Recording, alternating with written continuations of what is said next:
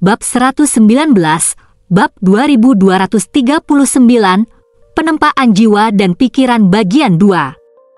Selama waktu di alam terpencil ini, di mana waktu telah lama kehilangan makna, lebih banyak wujud telah berkumpul.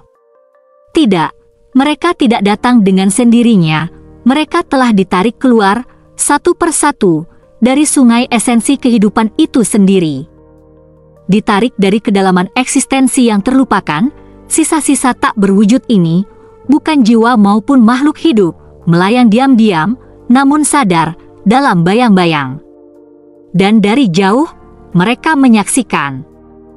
Berkat kehendak maut yang maha kuasa, mereka dapat melihat segala sesuatu di dalam hati Yunche, setiap emosi yang bergetar, setiap pikiran yang menyiksa, setiap penolakan keras kepala untuk berubah, dan setiap momen ketika keputusasaan menghimpitnya, berulang kali. Sisa-sisa kuno ini menjadi saksi bisu atas semuanya.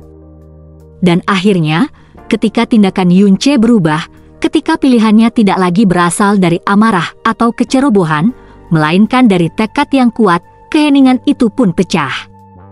Seolah terikat oleh suatu perjanjian kuno, makhluk-makhluk ini, pecahan-pecahan diri mereka di masa lalu, mulai mengangguk setuju dalam diam, satu persatu. Tak ada tepuk tangan meriah, tak ada pernyataan menggelegar, hanya pemahaman pribadi yang mendalam. Kemudian, dengan keheningan yang sama saat mereka datang, mereka pun menghilang. Satu persatu, mereka direbut kembali oleh sungai esensi kehidupan, lenyap ke dalam arusnya yang tak berujung, takkan pernah kembali lagi. Itu bukan kematian. Itu adalah pembebasan. Dan di tengah semua itu, Li Suo tetap berdiri. Berkat kematian, yang telah dengan cermat mengisolasi aura korup dari alam ini dan mengalihkan aliran energi yang lebih murni dan lembut ke arahnya, wujudnya mulai berubah. Apa yang dulunya hanyalah jiwa yang terbungkus cahaya kehidupan kini menjadi sesuatu yang lebih. Tubuhnya bukan lagi sekadar wadah kehendak, ia telah menjadi nyata kembali, bercahaya dan hidup. Namun demikian, ia tetap tak lengkap. Bagaimanapun, hidupnya masih terikat erat dengan Yunche, dan selama kultivasinya belum menembus tabir terakhir itu, kekuatannya tetap tersegel. Ia bukan lagi kekuatan penuh dewi kehidupan, belum, tetapi jaraknya tak lagi tak terukur. Itu tak akan lama lagi. Satu pilihan berbeda mengarah ke pilihan lain, lalu pilihan lain, dan pilihan lain lagi, hingga air terjun itu menjadi deras. Melalui rasa sakit yang tak henti-hentinya dan sungai air mata yang tak terhitung jumlahnya, ia menapaki jalan yang dibentuk bukan hanya oleh kekuatan tetapi oleh pemahaman, dan di sepanjang jalan ini, direndam dalam kegagalan, kehilangan, kesedihan yang tak tertahankan, Yunche bertumbuh. Kemarahannya menjadi jernih, dorongannya menjadi kendali, dan hatinya yang dulu buta mulai melihat. Dan sekarang, akhirnya, itu telah membawanya ke sini. Kau, geram Xuan Yuan Wentian pelan saat tubuhnya yang berlumuran darah jatuh. Berdiri di atas sosok Xuan Yuan Wentian yang hancur, pria yang telah menghantui cobaan ini tanpa henti, tangan Yunche mencengkeram pedangnya erat-erat. Tepi jiwanya, yang dulu rapuh dan kacau, kini bersinar dengan ketenangan yang mengerikan. Dengan satu tebasan terakhir, pedangnya melesat di udara, bersih dan tegas, memenggal kepala pria di bawahnya. Saat tubuh tak bernyawa Xuan Yuan Wentian remuk menjadi debu, mata Yunche berbinar, bukan kepuasan, melainkan tujuan.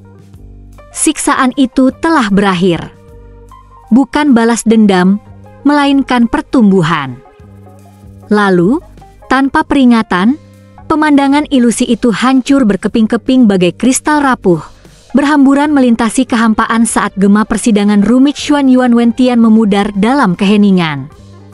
Sebagai gantinya, ingatan sejati Yunche mulai kembali, tidak semuanya, belum, tetapi cukup untuk mengarahkan kembali jiwanya ke satu titik masa lalunya. kenangan akan kematian dan penyesalan yang tak berujung yang dulu mendominasi kini tersegel jauh di dalam, terkubur bagai api yang tak bernyawa di dalam hatinya. Yang muncul ke permukaan adalah kenangan dari momen krusial dalam hidupnya, momen tepat setelah kelahiran kembalinya yang ajaib melalui anugerah Phoenix Api. Ia mengembara, mengarungi angkasa sekali lagi, namun kali ini menembus udara dingin alam lagu salju. Di sisinya berdiri gurunya, M.Yu Suanyin yang begitu dingin dan cantik, kehadirannya sefamiliar napas. Di dekatnya, dua wanita lain menemani mereka, Shui Mein, tunangannya, dengan mata penuh bintang dan kehangatan, dan Xia Qingyue, kaisar dewa bulan itu sendiri, yang tatapannya yang begitu halus menyembunyikan segudang rahasia. Mereka sedang dalam perjalanan menuju alam dewa surga abadi. Setibanya di surga abadi, tempat para praktisi mendalam dan kaisar dewa yang tak terhitung jumlahnya berkumpul dalam keagungan yang gemilang, Yunche membungkuk dengan anggun dan tenang sesuai posisinya. Sopan, penuh hormat, terukur. Namun di balik tatapan mata yang tertunduk itu, jiwanya mengamati. Dan kemudian, ia merasakannya. Sebuah tatapan. Dingin. Dalam. Luas. Raja Naga Longbai. Sikap sang raja yang perkasa tetap sehalus biasanya, wajahnya tak terbaca bagai batu. Namun Yunche, meskipun ingatannya telah terbebas dari ujian-ujian di Xuan Yuan Wentian, merasakan hal itu. Niat membunuh itu. Sehalus apapun Longbai menutupinya, sehebat apapun ia menyembunyikan racun di hatinya di balik tabir ketenangan yang agung. Yunche melihat semuanya. Sejelas siang hari. Meskipun ia tak lagi ingat alasannya, jiwanya telah belajar. Sejak saat itu, setiap pilihan yang dibuat Yunche menyimpang, secara drastis, tajam, dari jalan yang pernah ia tempuh di dunia nyata. Di kehidupan sebelumnya, ada orang lain yang membuka jalannya. Ia mendaki ke puncak alam dewa dengan dukungan tak kenal lelah dari orang lain, dan ambisi Ratu Iblis yang tak terhentikan. Namanya menjadi hukum, amarahnya menjadi malapetaka ilahi. Tak seorang pun berani menentangnya. Semua karena dukungan dari orang-orang di sampingnya. Namun kali ini berbeda. Ia, dengan penilaian dan kelicikannya yang lebih baik, mencapai puncaknya sendirian. Bahkan ketika Ksatria Abisal Mo Biechen turun dari kehampaan misterius bersama para pengawalnya yang mengerikan, konfrontasi yang pernah mengguncang surga berlangsung secara berbeda. Karena kali ini, Yunche telah berubah. Dengan mata yang tak lagi diliputi kesombongan dan amarah, dengan hati yang ditempa oleh 10.000 tahun penderitaan dan cobaan tanpa akhir, Yunche bertindak bukan hanya dengan kekuatan, tetapi juga dengan ketepatan, kelicikan, dan ketegasan yang tenang. Ia melihat rencana jahat sebelum terungkap. Ia tak gegabah, tak terpancing, tak memberi kesempatan pada musuh untuk menyerang. Keputusannya cepat, namun bijaksana, setajam pedang namun sedalam laut. Dan dengan demikian, tak seorang pun nyawa melayang. Keluarganya, kekasih-kekasihnya, sekutu-sekutu setianya, mereka semua selamat, tak tersentuh badai yang pernah menerjang mereka. Dan dengan ketenangan seorang raja sejati, Yunche melangkah ke abis dengan caranya sendiri, bukan karena putus asa, melainkan karena kedaulatan. Lalu, pemandangan itu hancur berkeping-keping. Seperti kaca yang di bawah tekanan ilahi, penglihatan itu hancur berkeping-keping, dan kesadaran Yunche kembali ke alam tak bernyawa tempat ia duduk sekian lama. Tubuhnya bergetar hebat saat ingatan-ingatan sejatinya kembali, menghantamnya bagai gelombang kebenaran. Setiap kepingan kembali, rasa sakit, kemenangan, pengorbanan, wajah-wajah, darah, keputusasaan. Untuk sesaat, pikirannya terhuyung, terjepit di antara garis waktu, terjepit di antara apa yang ada dan apa yang mungkin terjadi. Namun kemudian, ia menerimanya. ia menerima kenyataan perjalanannya. Ia menerima kekurangannya. Ia menerima beban masa lalu yang tak tertahankan. Dan dengan penerimaan itu, tatapannya yang dulu bingung dan terbebani, kini membara dengan kejernihan dan tekad yang tak tergoyahkan. Dalam hidup, ia telah tersandung lebih dari yang bisa ia hitung. Ia telah menaruh kepercayaannya di tangan yang salah menilai hati yang berselimut kebaikan, dan terlalu membabi buta mempercayai mereka yang berjalan di sampingnya, hanya untuk menyaksikan mereka jatuh, satu demi satu, nyawa mereka padam karena kebodohannya sendiri. Jalannya dipenuhi mayat-mayat kesetiaan, cinta, pengorbanan. Jiwanya, yang dulu angkuh dan tak tergoyahkan, kini menanggung luka yang tak dapat dihapus oleh kekuatan ilahi manapun.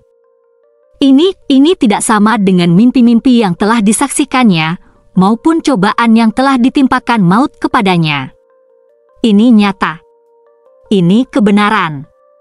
Ini adalah beban dari seluruh dirinya yang tersingkap. Namun ia tidak lari darinya. Ia tidak berteriak.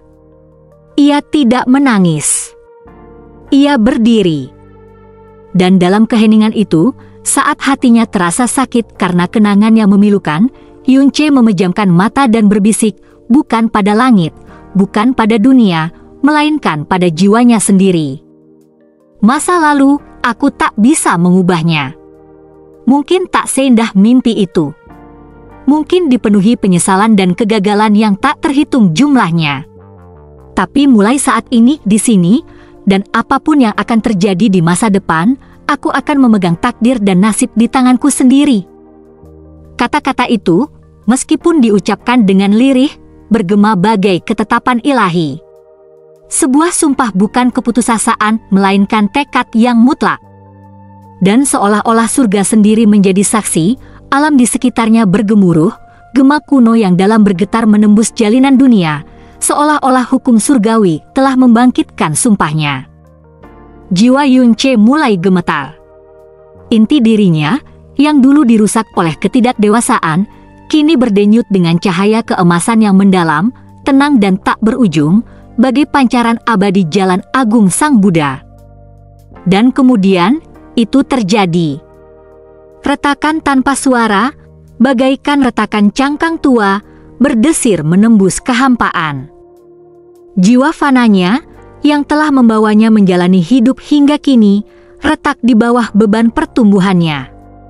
Dan dari pecahan-pecahan keemasannya, jiwa baru mulai bangkit, jiwa yang berdenyut dengan kekuatan pemahaman, welas asih, pengendalian diri, dan kekuatan yang berpadu. Ia sedang terlahir kembali. Aura kematian yang stagnan yang telah memenuhi dunia ini, beban pembusukan, akhir, tiba-tiba bergejolak, seolah dikejutkan oleh hal yang tak pernah dapat disentuhnya, kehidupan sejati. Seketika, jurang itu bergejolak. Aura kematian, hukum yang melingkupinya, dan bahkan kekuatan-kekuatan yang tertidur di alam terkutuk ini mulai bergetar hebat saat mereka menyerbu ke dalam, berputar dan runtuh seperti bintang-bintang ke dalam jiwa Yunche yang sedang naik. Dan kemudian, gemuruh Yi, seberkas cahaya ilahi memancar, murni dan tak terbatas. Bahkan di alam terkutuk ini, tempat hukum kematian berkuasa dan kehidupan telah lama padam, aura kehidupan dan kelahiran kembali Yunche bersemi bak teratai di jurang, mekar menantang kebusukan. Dari dunia batinnya yang tak terbatas, sebuah transformasi dimulai. Alam-alam yang tak terhitung jumlahnya di dalam dirinya bergejolak, setiap dunia yang dulunya tak bernyawa, kini bergetar dengan resonansi ilahi. Sungai-sungai energi ilahi mulai mengalir melalui langit dan daratan mereka, ditarik oleh terobosannya. Dan kemudian, mata Yunche perlahan terbuka. Pada saat itu, seluruh alam, kekuasaan tak bernyawa ini yang tertahan dalam keheningan abadi, tampak terhenti. Tatapannya, yang tak lagi diselimuti kebingungan atau dibelenggu ketakutan, menembus kehampaan bagai kilat ilahi. Ia melihat sekeliling, dan garis takdir, emas, perak, samar bagai bisikan, kini bersinar lebih jelas dari sebelumnya. mereka menjalin menembus ruang dan waktu, mengikat manusia, dunia, dan takdir. Dan kini, mereka menanggapinya, seolah mengakui pendakiannya. Kemudian tatapan ilahinya beralih, tertuju pada maut yang berdiri tenang, mengamatinya dengan senyum samar yang tak terbaca. Tidak seperti sebelumnya, Yun-che tidak lagi gemetar. Meskipun rasa tidak nyaman masih terasa, seolah jiwanya bersentuhan dengan keberadaan yang menentang definisi kehidupan, ia tidak lagi mundur. Ia berdiri tegak, tatapannya tak tergoyahkan. Dan kemudian, ia berbalik ke kejauhan. Di sana, dikelilingi oleh penghalang cahaya dan kehidupan yang redup, duduk Lisuo. Ia berbeda sekarang. Wujudnya yang dulu seperti hantu telah terbentuk kembali, kecantikan ilahinya kembali seperti fajar pertama setelah malam yang tak berujung. Rambut panjangnya berkilau dengan helaian hijau ilahi, dan auranya berdenyut dengan kehidupan, meskipun masih lembut, seperti bunga yang perlahan mengingat cara mekarnya. Sosoknya tak lagi terselubung cahaya jiwa atau dikaburkan oleh kabut keilahian yang memudar. Di bawah tatapan Yun-che, Lisuo kini menampakkan wujud aslinya, murni, bercahaya, dan transenden. Bagaimanapun, ia adalah sosok yang bahkan pernah dikejar oleh para dewa pencipta yang agung dengan putus asa dan penuh hormat. Kecantikannya tak hanya sebatas kulit atau halus, melainkan kecantikan yang membuat hati dunia pun berdecak kagum. Dikisahkan dalam mitos kuno bahwa Dewi Leluhur, dengan rahmatnya yang tak terbatas, menganugerahkan 3/4 dari seluruh kecantikan duniawi kepada satu makhluk, Lisuo. Dan kini, makhluk itu duduk diam di hadapannya, kulitnya bagaikan giok suci, setiap napasnya bagaikan riak esensi kehidupan. Bahkan di alam kematian dan keheningan ini, di mana tak ada angin yang bertiup dan tak ada cahaya yang berani bergerak, kehadirannya bersinar seolah-olah ciptaan itu sendiri telah terbentuk. Namun kali ini, Yun-che tak goyah.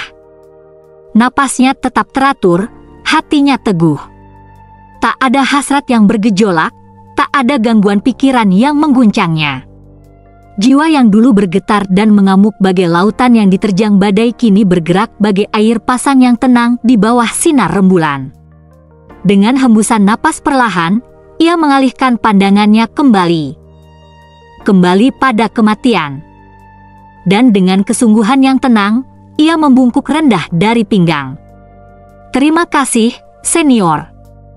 Seolah menanggapi pikiran di balik kata-kata itu, kematian, masih dalam wujud manusianya yang tenang dan sederhana, mengangkat satu jari, dan dalam tarikan napas berikutnya, dunia bergeser.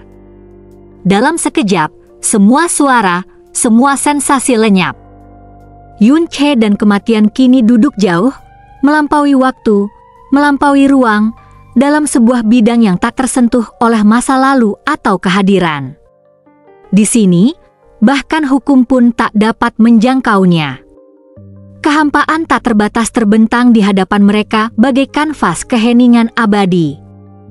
Kedua sosok itu tak bersuara. Mereka hanya duduk berdampingan, menatap kegelapan tak berujung, satu yang telah berjalan dari kefanaan menuju keilahian, dan yang lainnya, kematian itu sendiri, yang telah melihat segala sesuatu berawal dan berakhir.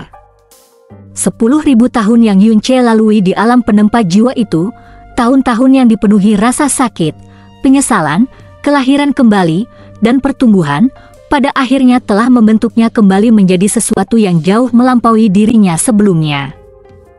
Pikirannya, yang dulu digerakkan oleh impuls dan emosi, kini ditempa dalam api tragedi yang tak terhitung jumlahnya dan ditempa oleh kejelasan pengulangan yang tak berujung. Jiwanya, yang dulu bergejolak dan terpecah-pecah, kini bersinar dengan ketenangan batin yang serupa dengan keilahian. Dan saat kesadarannya kembali ke dunia nyata, Yun-che segera merasakan perbedaannya. 10.000 tahun yang telah ia jalani tidak berlalu di dunia luar. Waktu telah bergerak berbeda di sini. Yun-che tidak bertanya mengapa. Ia tidak bertanya apa tujuan kematian membawanya ke tempat ini. Lagi pula, dalam tatapan maut, Yun-che sudah melihat alasan dan jawaban maut. Berdampingan, maut dan Yun-che duduk di tepi eksistensi, menatap kehampaan tak berujung, tempat bintang tak pernah terbentuk, dan tak pernah ada cahaya yang menyentuhnya. Rasanya seperti selamanya sebelum keheningan itu pecah, dan maut akhirnya berbicara. Suaranya bukan lagi gema dingin yang mengoyak jiwa, melainkan sunyi. Berat oleh kenangan. Dikikis oleh waktu. Dahulu kala, saat aku diciptakan, aku hanyalah sebuah hukum di antara banyak hukum lainnya. Kami menyaksikan sejak awal. Saat makhluk yang tak terhitung jumlahnya muncul di bawah kesunyian kami bimbingan. Kami menyaksikan mereka tumbuh, jatuh cinta, membangun, menghancurkan, mati. Itulah misi kami. Mengamati, membimbing. Itulah perintah yang diberikan ibu kepada kami. Suaranya melayang bagai angin sepo-sepo menembus aula yang terlupakan. Dan saat Yun-che mendengarkan, ia tak menyela, ia hanya mendengarkan dengan hati yang akhirnya belajar diam. Lalu, maut berbalik. Matanya bertemu dengan mata Yun-che, mata tanpa kehidupan dan kedalaman yang dulu membuat para dewa gemetar. Tapi aku adalah maut. Hukum itu dimaksudkan untuk menuntun hingga akhir. Untuk mengantar jiwa-jiwa dari satu eksistensi ke eksistensi lain, untuk membimbing mereka mengarungi sungai samsara dan mengembalikan mereka ke keheningan. Aku mengamati lagi dan lagi. Kehidupan bermekaran bagai bintang, dan mati bagai bara api. Jeda. Lalu, dengan lirih, ia mengatakan sesuatu yang tak seorang pun pernah dengar dari mulut maut. Dan suatu hari aku ingin hidup. Aku ingin merasakan. Tertawa. Menangis. Berjalan di antara yang hidup, bukan hanya menyaksikan mereka mati. Tatapannya kembali tertuju pada kehampaan tak terbatas seolah ia sedang menatap menembus waktu itu sendiri. Jadi, aku berjuang seiring kesadaranku tumbuh, aku berjuang semakin keras dan akhirnya suatu hari aku terbebas. Untuk menciptakan wujud memasuki alam kehidupan. Kematian melanjutkan, suaranya rendah dan hampa, seperti angin yang terlupakan bergema di antara kripta bintang. Aku menarik kekuatan dari dunia kehidupan itu sendiri. Aku menyerap esensi alam kehidupan, energi yang menopang hukum surgawi dan dengan begitu, aku melemahkannya. Lalu suatu hari aku mencoba membebaskan diri, kematian melanjutkan, nadanya kini diwarnai oleh secercah kebencian, bukan terhadap yang lain, melainkan terhadap kebenaran abadi yang mengikatnya. Aku merobek keheningan alam ini, melesat menuju batas yang memisahkan kematian dari kehidupan, tetapi di hadapanku, sebuah tembok berdiri. Sebuah penghalang begitu absolut, begitu sempurna, sehingga bahkan aku, kematian itu sendiri, tak mampu menembusnya. Suaranya terhenti, seolah ia mengingat betapa seringnya ia menghantam penghalang itu dengan sia-sia. Seberapapun aku mencoba, sekuat apapun kekuatan yang kukumpulkan, ia menolakku. Ia mengenalku. Ia menolakku. Yun-che, yang tetap diam dan membisu, tiba-tiba menggigil. Pikirannya kembali ke lautan kabut tak berujung, kembali ke momen ketika ia mendekati ambang alam asing dan tak bernyawa ini. Debu abisal semakin pekat semakin dalam ia menyelam, tetapi di sana, di satu tempat tertentu, di hadapan air murni yang berfungsi sebagai gerbang menuju dunia samsara, terdapat sebuah dinding. Dinding debu abisal, tekanan, pembusukan, dan penolakan yang begitu dahsyat, begitu menyesakan, sehingga terasa seperti kehendak dunia itu sendiri yang menekannya. Jika bukan karena penguasaannya yang sempurna atas pemahamannya tentang hukum ketiadaan, dan warisan tubuh Dewi leluhur, dan jalan agung Buddha, ia tak akan pernah berhasil melewatinya. Dan kini, mendengar kata-kata kematian, akhirnya semuanya masuk akal. Itulah perbuatannya. Dinding itu adalah segel. Sebuah penghalang yang ditenun oleh Dewi leluhur sendiri. Ia telah mengetahuinya. Ia telah meramalkan bahwa bahkan kematian suatu hari nanti akan berusaha meninggalkan tempatnya, dan ia bersiap untuk itu. Dia mengharapkannya. Gumam Yunce pelan, matanya terbelalak. Dia tahu. Dan kemudian, seolah menanggapi pikirannya, kematian melanjutkan, suaranya kini lebih tegas, lebih dingin, tetapi tak lagi tanpa harapan. Jika aku tak bisa memasuki dunia orang hidup, katanya, kata-katanya bergema menembus kehampaan bagai guntur finalitas, maka aku akan menciptakan dunia itu sendiri. Dunia milikku sendiri. Dunia yang tak butuh izin untuk eksis.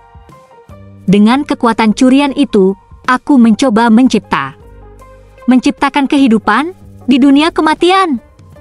Tatapannya tetap jauh, terpaku pada kenangan yang hanya bisa dilihatnya. Aku mencoba membangun dunia seperti yang pernah dilakukan ibu. Aku mencoba membentuk kehidupan dari ketiadaan, mengisinya dengan napas, dengan tujuan, dengan keindahan. Keheningan panjang. Tapi pada akhirnya, akulah kematian. Semua yang kusentuh, semua yang kuciptakan, layu. Mati. Seberapapun kekuatan yang kucurahkan ke dalamnya, sesempurna apapun aku menenun pola-pola keberadaan, semuanya berakhir sama. Suaranya berubah berat, tetapi tak tergoyahkan. Karena kematian tak dapat menciptakan kehidupan. Kehampaan di sekitar mereka berdenyut pelan, seperti desahan yang berasal dari kosmos itu sendiri. Dan akhirnya, katanya, suaranya merendah menjadi gumaman pelan saat matanya terpejam pelan, aku memikirkan sesuatu, jika aku tak bisa menciptakan kehidupan di sini, dan aku tak bisa meninggalkan tempat ini, lalu bagaimana jika aku menciptakan sebuah dunia, dunia yang mampu menampung kehidupan, dunia yang sesuai untuk makhluk hidup, dan mendorong dunia itu melampaui batas yang membatasiku. Kata-katanya bergema dengan keputusasaan yang terpendam sekaligus jejak harapan yang telah lama terlupakan. Itu kasar. Itu gegabah. Ia berhenti sejenak, lalu perlahan mengalihkan tatapannya yang tak bernyawa ke arah Yunce, sebuah ide yang putus asa. Dan kemudian, tanpa diduga, senyum simpul samar muncul di wajahnya yang tanpa ekspresi. Tapi itu berhasil. Sepotong demi sepotong, aku membentuk daratan. Membentuk langit. Membentuk sungai. Ia tak memiliki jiwanya sendiri, tetapi ia memiliki bentuk. Bab 120, Bab 2240, Hukum Kematian yang Menyerap. Sepanjang penjelasan kematian, Yunce mendengarkan dalam diam. Meskipun keterkejutan bergejolak di dalam hatinya, pikirannya tetap tenang, mencerna setiap kata dengan saksama. Dan semakin ia memikirkannya, semakin semuanya mulai masuk akal. Kebenaran yang tak terduga ini kemungkinan besar adalah kenyataan yang selama ini gagal ia lihat. Jurang maut, dunia di luar hukum surgawi, tempat yang penuh dengan kekacauan, tetapi juga tempat berlindung, peradaban, dan kehidupan. Itu bukanlah sesuatu yang seharusnya ada. Yunce telah mendaki lebih tinggi daripada hampir semua makhluk yang pernah ada, dan dengan setiap peningkatan kekuatannya, ia mulai melihat kebenaran dunia yang dulu luput darinya. Jurang maut bukanlah sesuatu yang bisa dibangun oleh para dewa sejati kuno. Bahkan yang terhebat di antara mereka, makhluk yang menyimpan seluruh dunia di dalam tubuh mereka, tidak memiliki kekuatan untuk membentuk struktur dasar kehidupan dari kematian mutlak. Paling banter, mereka memurnikan daratan, lautan aura kematian dan debu abisal yang tak berujung, dan membentuk kembali reruntuhan pecahan-pecahan kematian yang terbuang menjadi tempat-tempat di mana kehidupan dapat mulai tumbuh. Mereka mungkin telah memulihkan vitalitas tulang-tulang keberadaan yang tandus. Tetapi tulang-tulang itu sendiri, fondasi abis, itu bukanlah ciptaan mereka. Banyak dewa sejati kuno dan iblis sejati kuno mengorbankan nyawa mereka untuk membuka jalan bagi abis agar berkembang. Pengorbanan mereka tak terbantahkan, dan warisan mereka dikenang sebagai mereka yang mendirikan abis. Tetapi orang yang menciptakan abis. Mata Yunce perlahan terangkat, tertuju pada pria pendiam di sampingnya, makhluk yang duduk seperti mayat, tetapi kehendak dan keberadaannya mendahului segalanya. Itulah dia. Hukum kematian. Dia yang melahirkan abis, bukan untuk penaklukan, bukan untuk kemuliaan, melainkan hanya untuk memenuhi kerinduan yang bahkan tak dapat ia hindari. Tidak mungkin karena pencapaian jiwanya yang lebih tinggi, atau mungkin karena pikirannya telah melampaui batas kefanaan, namun Yunce, saat ia duduk diam, mulai merasakan sesuatu di balik kata-kata kematian. Sebuah perubahan nada yang halus. Sebuah getaran samar dalam kebenaran. Ada sesuatu yang hilang. Atau mungkin, sesuatu yang sengaja disembunyikan atau dirahasiakan. Namun ia tidak mengatakan apa-apa. Belum. Sebaliknya, ia membiarkan keheningan itu meluas, tatapannya dengan tenang tertuju pada sosok tak bergerak di sampingnya. Setelah suara kematian memudar, dunia di sekitarnya merespons bukan dengan suara, melainkan dengan keheningan. Hanya dengan sebuah pikiran, ruang di sekitar mereka, yang sudah kosong, dihancurkan sekali lagi oleh kehendak kematian. Sisa-sisa dunia kuno yang runtuh melayang dalam keheningan, planet-planet yang hancur hanyut tanpa tujuan, pecahan-pecahan alam yang telah lama mati menebarkan bayangan panjang dalam kehampaan abadi. Pasangan itu duduk di sana, bukan sebagai musuh, bukan sebagai guru dan murid, melainkan sebagai dua manusia, dua makhluk, menatap realitas yang hanya mereka sendiri yang bisa pahami. Kematian tak berbicara. Ia hanya menatap. Dan kemudian, setelah apa yang terasa seperti ribuan tahun yang terhimpit dalam satu detak jantung, suara Yunce memecah keheningan. "Senior," katanya lembut, nadanya mantap, namun dalam, seolah-olah itu bukan hanya keluar dari bibirnya, melainkan dari beban bertahun-tahun yang tak terhitung jumlahnya. "Saat itu, kau bilang ada cara untuk mengembalikan hukum surgawi ke kejayaannya. Saat itu, aku tidak yakin apa maksudmu. Sampai sekarang."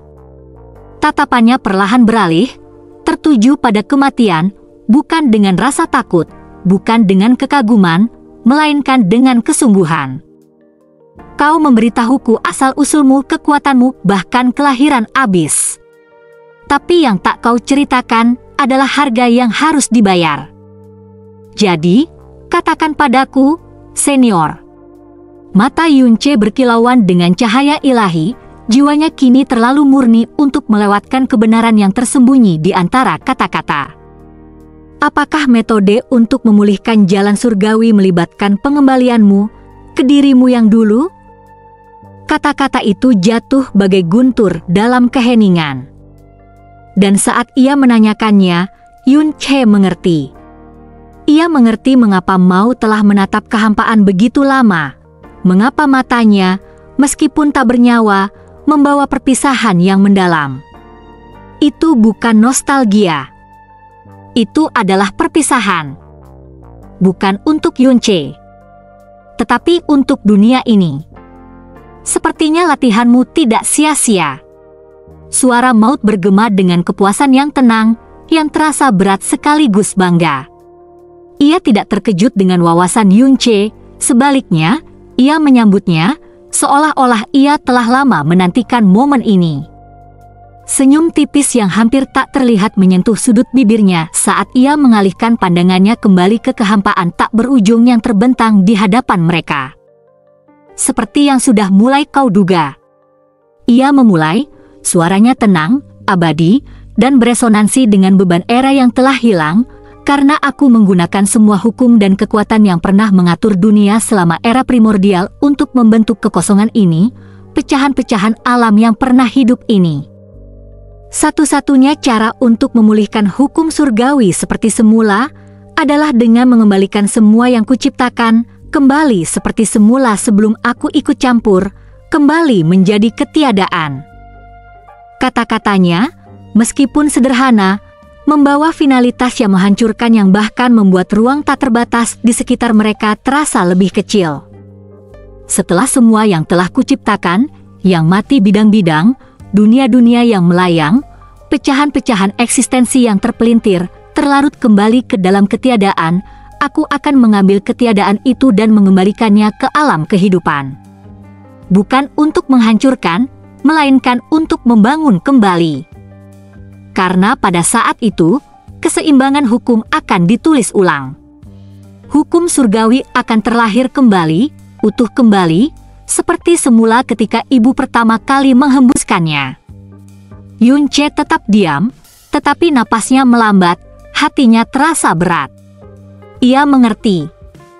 Dan dengan itu, lanjut kematian, nadanya kini jauh, seolah ia telah melampaui tempat ini, telah memudar ke dalam warisan tentang apa yang harus dilakukan. Dunia akan sekali lagi mampu melahirkan dewa sejati dan iblis sejati. Bahkan kebangkitan beberapa makhluk setingkat dewa pencipta atau kaisar iblis pun tak akan mustahil lagi. Jika ada makhluk hidup, manusia atau dewa, yang mendengar kata-kata yang diucapkan oleh kematian, mereka tidak hanya akan terkejut, mereka akan mati karena beratnya, hidup kembali dalam ketidakpercayaan, dan binasa sekali lagi karena gravitasi kebenaran yang tak terduga.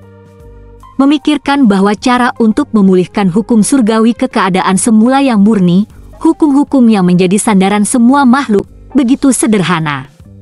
Begitu sederhana yang menghancurkan. Namun, ironi dari kesederhanaan tersebut adalah bahwa bahkan untuk mencapai alam ini, bahkan menginjakkan kaki di wilayah kekuasaan tempat kematian bersemayam, sudah merupakan sesuatu yang tak seorang pun dalam sejarah pernah capai. Tak seorang pun, kecuali Yunche. Tentu saja, Yunche memahami dengan sangat jelas, ini bukan soal logika atau langkah-langkah.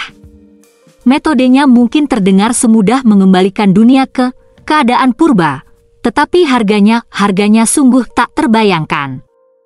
Bahkan tanpa perlu diberitahu, pikiran ilahi Yunche yang tajam dan jiwanya yang tajam telah merangkai kebenaran di balik suara tenang kematian, di balik kata-katanya yang berdengung bagai angin perpisahan menembus kehampaan. Pemulihan ini membutuhkan segalanya. Setelah itu selesai, setelah dunia-dunia yang hancur lenyap dan ketiadaan kembali ke alam kehidupan makhluk di hadapannya ini, keberadaan yang tak terpahami ini yang berkuasa bahkan di atas hukum surgawi, akan berhenti menjadi seperti sekarang. Ia akan kembali menjadi hukum. Bukan makhluk yang berkehendak. Bukan entitas yang sadar. Bukan pengamat, pencipta, atau penjaga mati. Hanya sebuah hukum. Tak berubah, tak tersentuh, tak terjangkau. Seperti angin yang melewati celah-celah alam semesta, tak pernah lagi berbicara, tak pernah lagi memilih, tak pernah lagi hidup. Dan untuk seseorang seperti dia, untuk makhluk yang pernah mengamati dalam diam, yang tumbuh rasa ingin tahu tentang kehidupan, yang melepaskan diri dari rancangan ilahi hanya untuk hidup, yang begitu rindu berjalan di antara yang hidup hingga ia menghancurkan tatanan alam semesta hanya untuk merasakan. Untuk rela meninggalkan semua itu, untuk mengorbankan segalanya yang telah menjadi dirinya hanya untuk memulihkan apa yang pernah ada. Itu adalah harga yang begitu besar sehingga bahkan para dewa pun tak dapat memahaminya. Namun disinilah dia, tersenyum tipis pada kehampaan, dan bersiap untuk membayarnya. Tetapi tentu saja, jika dilihat dari sudut pandang yang berbeda, yang terlepas dari sentimen, berlandaskan logika dan penilaian, maka semua yang telah terjadi, sesungguhnya, adalah konsekuensi dari tindakan kematian itu sendiri. Kematianlah yang telah menguras alam kehidupan, kematianlah yang mengganggu keseimbangan, dan kematianlah yang mematahkan hukum surgawi itu sendiri, yang pernah mengatur seluruh eksistensi. Maka, baginya, mengembalikan hukum surgawi ke keadaan semula yang murni dan murni bukanlah tindakan mulia, melainkan sebuah bentuk penebusan dosa. Sebuah restitusi atas kejahatan yang jauh lebih tua daripada waktu itu sendiri. Kematian, makhluk yang merupakan perwujudan kebalikan dari kehidupan, telah rindu untuk hidup di antara manusia, namun dikutuk untuk hidup menyendiri. Maka, dalam keputusasaannya, ia menciptakan abis, bukan sebagai penjara, melainkan sebagai tempat perlindungan. Meskipun kodratnya adalah untuk mengakhiri hidup, ia telah menghargainya lebih dari makhluk manapun. Abis adalah persembahannya, sebuah tempat lahir bagi kehidupan di tengah kehampaan. Namun kini, untuk memperbaiki kerusakan yang ditimbulkannya, untuk memulihkan apa yang telah rusak, abis itu sendiri harus lenyap. Tanah, penduduk, kerajaan, semuanya akan lenyap. Dan jika satu jiwa pun tetap berada di dalamnya, mereka akan binasa bersamanya. Ironi yang begitu kejam bahwa kematian, pertanda akhir, adalah seseorang yang paling mencintai yang hidup. Dan bagi Yunche, yang berdiri di jantung semua ini, menjadi saksi kebenaran yang bahkan para dewa tak pernah tahu, perannya dalam semua ini akhirnya menjadi jelas di benaknya. Benang takdir yang tak kasat mata, yang membentang dari dunia kehidupan ke alam keheningan dan kematian ini, telah menariknya ke sini bukan untuk mengamati, bukan hanya untuk mendapatkan kekuatan, tetapi untuk memenuhi tanggung jawab yang melampaui akal sehat. Untuk menyelamatkan orang-orang abis. Namun, tepat ketika pikiran-pikiran ini melilit pikiran Yunche seperti sulur rasa bersalah dan pemahaman, kematian, yang melihat langsung melalui kekacauan di dalam dirinya, berbicara. Tidak, peranmu jauh lebih dari itu. Suaranya lembut, sabar, namun menyambar Yunche seperti guntur, menyeretnya dari badai pikirannya sendiri dan ke dalam kejelasan kebenaran hikmat kematian. Dengan wawasan ilahi MU, kau bisa melihatnya, bukan? Suara kematian rendah, hampir seperti bisikan yang hilang dalam aliran keabadian. Tangannya yang layu, pucat dan tua tak terkira, perlahan terangkat dan menunjuk ke arah kehampaan luas di atas, di mana batas antara hidup dan mati, kekacauan dan keteraturan, kabur menjadi satu. Takdir yang memanggilmu bukan sekadar bisikan dari jurang maut. Tatapannya, hampa kehidupan tetapi penuh pemahaman tak terduga, menusuk hati Yunche bagai anak panah yang terbungkus waktu. Ia memanggil dari atas. Dari dunia manusia, alam dewa, dan dari atas sana. Mata Yunche sedikit menyipit, untayan takdir yang tak terhitung jumlahnya yang kini dapat dilihat oleh tatapan ilahinya bergetar samar-samar. Ia melihatnya, tidak, ia merasakannya. Tarikan tak kasat mata itu, panggilan tak terelakkan itu. Ia membentang dari ujung terjauh jurang maut hingga ke atas, ke dalam kekacauan primordial dan seterusnya. Di sana, sesuatu bergejolak. Sesuatu yang kuno, jahat, menanti. Menyadari hal ini, Yunche melangkah maju dengan napas dalam-dalam dan bertanya dengan sungguh-sungguh, "Senior, tahukah kau betapa kuatnya makhluk itu yang sedang menerobos tembok kekacauan primordial?" Kematian tidak langsung menjawab. Ia hanya menatap ke depan, ke dalam kehampaan, sisa-sisa dunia yang hancur terpantul di matanya yang cekung seperti bintang-bintang yang sekarat. Waktu seolah berhenti, lalu suara itu datang. "Kau yang sekarang." Kematian akhirnya berbicara, nadanya tidak kasar maupun lembut, tetapi ditimbang dengan kejujuran seberat alam semesta itu sendiri, bahkan dengan semua yang kau miliki sekarang, bahkan setelah melampaui kefanaan dan menyentuh yang ilahi, jika kau menghadapinya sekarang, Yunche, kau akan jatuh. Keheningan panjang berlalu di antara mereka, luasnya kehampaan bergema dengan rasa hormat yang hening. bisakah kau membantu memecahkan masalah ini, senior? Yunche akhirnya bertanya, suaranya lembut, bukan karena takut, lebih karena tahu jawabannya.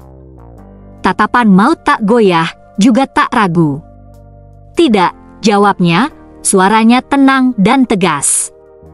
Ini sesuatu yang harus kau hadapi sendiri. Tak ada kesedihan dalam suaranya, tak ada penyesalan, hanya kebenaran. Sebuah kebenaran yang Yunche terima dengan napas pelan dan hikmat. Ia tak bertanya lebih lanjut. Bukan siapa makhluk itu. Bukan mengapa ia berusaha menembus kekacauan primordial. Pertanyaan-pertanyaan itu tak lagi penting. Yang penting sekarang adalah apakah ia sanggup melawannya. Maka, keduanya tetap terdiam. Tak ada lagi kata-kata. Hanya pemahaman yang hening antara seseorang yang menuntun maut dan seseorang yang menjalani jalan kehidupan yang dibebani takdir yang tak terhitung jumlahnya. Akhirnya, setelah keabadian yang hanya berlangsung sesaat, maut bangkit berdiri. Tubuhnya tetap rapuh dan sederhana seperti sebelumnya, jubahnya berkibar lembut meskipun tak ada angin, rambut hitamnya masih diikat ekor kuda sederhana. Namun pada saat ini, beban segalanya, asal-usulnya, tujuannya, perpisahannya, menekan ke dalam jalinan kehampaan. Ia menatap Yunche untuk terakhir kalinya. Tatapan yang seolah menembus segala penghalang. Bukan tatapan menghakimi atau berkuasa, melainkan tatapan yang terasa begitu manusiawi. Terima kasih, katanya, dan kata-katanya terasa begitu hangat. Karena telah menemaniku sejauh ini. Tapi mereka masih menunggumu. Jadi lebih baik kita akhiri semuanya di sini. Kembali ke dunia orang hidup. Dari tangannya yang layu, energi mulai terkumpul. Perlahan, penuh kesadaran, seolah ia sedang memadatkan keabadian itu sendiri. Tak lama kemudian, sebuah kristal terbentuk, awalnya murni dan tak berwarna, sebelum mulai berputar dengan energi kematian yang tak berujung, hitam, abu-abu, perak, ungu, warna tanpa nama, berputar dalam keagungan yang sunyi. Kekuatan yang dipancarkannya sungguh luar biasa. Aura akhir, aura penutupan, aura keheningan abadi. Alis Yunche sedikit berkerut saat ia melangkah maju. Ini, suaranya sedikit bergetar karena tekanan yang luar biasa. Ia bisa merasakannya, kematian itu sendiri di dalam pecahan kecil itu. Sebagian dari kekuatanku, jawab maut singkat. Ia berhenti sejenak, lalu menambahkan dengan nada penuh makna, aku sendiri, kalau kau mau. Itu hanya pecahan kecil diriku. Seraplah ke dalam duniamu, kata maut dengan jelas, suaranya terdengar tenang dan meyakinkan saat ia berbalik. Kehidupan tak mungkin ada tanpa kematian. Duniamu yang tak terbatas, inilah bagian terakhir yang tak mereka miliki. Untuk benar-benar melahirkan kehidupan di dalamnya, kematian juga harus ada. Ia berbicara bukan sebagai makhluk yang dipenuhi emosi, melainkan sebagai kebenaran yang telah lama terkubur di bawah aliran waktu. Matanya yang tak bernyawa kembali menyapu kehampaan, sisa-sisa ciptaannya yang tak berujung. Setelah kau selesai menyerapnya, aku akan mengirim adik Lisuo, kau, dan gadis naga kecil itu kembali. Jadi, semakin cepat kau memulai, semakin cepat kau pulang. Dengan kata-kata perpisahan itu, maut berjalan sedikit menjauh. Ia tak mau memperhatikan. Inilah jalan Yunche sekarang, ujian terakhirnya di alam kematian. Melihat ini, Yunche membungkuk dalam-dalam ke arah punggung sosok yang menjauh itu. Ia tak berbicara. Tak ada kata yang tersisa untuk diucapkan. Ia berbalik, tatapannya menajam, lalu duduk bersila di atas kehampaan yang dingin. Tangannya perlahan meraih kristal itu, sebuah bola kematian yang terkondensasi, begitu bersinar dalam keheningan sehingga ruang di sekitarnya seakan mundur darinya. Saat ujung jarinya menyentuh permukaan, napas tajam keluar darinya. Jadi ini kematian, gumamnya dalam hati. Seluruh waktu seakan retak. Rasa akan akhir, kebusukan, keruntuhan, segala sesuatu yang memudar menjadi ketiadaan, mencurahkan seluruh tubuhnya. Jiwa ilahinya bergetar hebat saat menerima esensi kematian bukan sebagai musuh, melainkan sebagai tatanan alam. Kristal itu tidak meledak dengan kuat. Sebaliknya, ia mulai meresap ke dalam dirinya, bagaikan bayangan yang menenun di antara cahaya, menyeimbangkan apa yang dulunya tak lengkap. Di dalam dunia tak terbatasnya, langit meredup. Lautan menjadi sunyi. Daratan, yang dulu dipenuhi cahaya, mulai berdenyut dengan siklus hidup dan mati. Konsep ketidakkekalan, kemerosotan tak terelakkan yang harus dialami segala sesuatu, berakar di setiap alam. Pada saat itu, dunia bukan lagi sekadar surga abadi. Dunia menjadi nyata. Guru, baunya harum sekali. Sebuah suara tiba-tiba bergema di benaknya, tak hanya dipenuhi kegembiraan, tetapi juga rasa lapar yang amat sangat. Suara itu adalah Hong Er. Suaranya, meskipun samar dan terpendam jauh di dalam jiwanya, bergema seperti tawa nakal seekor binatang buas yang kelaparan di telinga Yunce.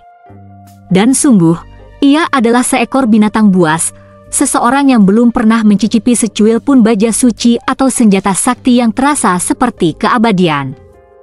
Lagi pula, selama 10.000 tahun yang panjang dan melelahkan yang Yunce habiskan di alam kematian, berlatih, hancur, menderita, dan akhirnya terlahir kembali, Hong Er dan Yu Er, yang selalu setia dan terikat selamanya padanya, telah dibiarkan tak tersentuh dan diam, terperangkap dalam waktu hening jiwanya. Mereka belum makan apapun selama itu. Baunya enak sekali. Terdengar suara Hong Er lagi, kali ini lebih mendesak. Lalu, tanpa peringatan, kilatan merah menyala keluar dari dada Yunce. Tunggu, Hong Er. Tapi sudah terlambat. Yang membuatnya sangat ngeri, saat sosoknya muncul, Hong Er tidak berhenti untuk bertanya, bahkan tidak ragu untuk menarik napas. Ia membuka mulutnya lebar-lebar dan menggigit ujung kristal yang masih perlahan meresap ke tangan Yunce. Kerak. Suaranya memekakkan telinga. Kekuatan gigitan itu menggema di kehampaan bagai guntur dari surga. Yunce, yang telah menanggung kematian berkali-kali dan melatih jiwanya hingga menyaingi jiwa ilahi, benar-benar ketakutan. Ia melompat setengah langkah mundur dengan panik. Hong Er, berhenti. Itu bukan makanan. Tapi gadis berambut merah itu tidak peduli. Dengan gigi setajam silet yang berkilauan bagai batu rubi, ia mengunyah hukum kematian itu sendiri seolah permen yang ditempa dari surga. Sakit. Tapi ini sangat lezat, teriaknya, matanya terbelalak dan berkaca-kaca, bahkan sambil terus mengunyah. Kontradiksi antara rasa sakit dan kenikmatan tak berarti baginya, ia akan melahapnya. Kerak. Dengan bunyi kriuk dingin lainnya, sisa kristal itu hancur total. Dan sebelum Yunce bisa meraihnya, teguk. Ia menelan semuanya. Ia berdiri membeku, matanya berkedut tak terkendali sementara tangannya yang gemetar melayang di udara. Bibirnya terbuka seolah ingin mengatakan sesuatu, tetapi tak ada kata yang keluar. Cahaya lembut muncul di belakangnya. Sosok halus lain muncul, bentuknya hampir identik namun jauh lebih tenang, Yu Er. Ia tak bicara. Ia tak memohon. Namun, tatapan mata cerahnya mengunci Yunce, dan getaran samar jari-jari mumilnya menggenggam dadanya. Ia tak butuh kata-kata. Ia bisa merasakan laparnya, merasakan penderitaannya. Desahan yang lebih berat dari gunung keluar darinya.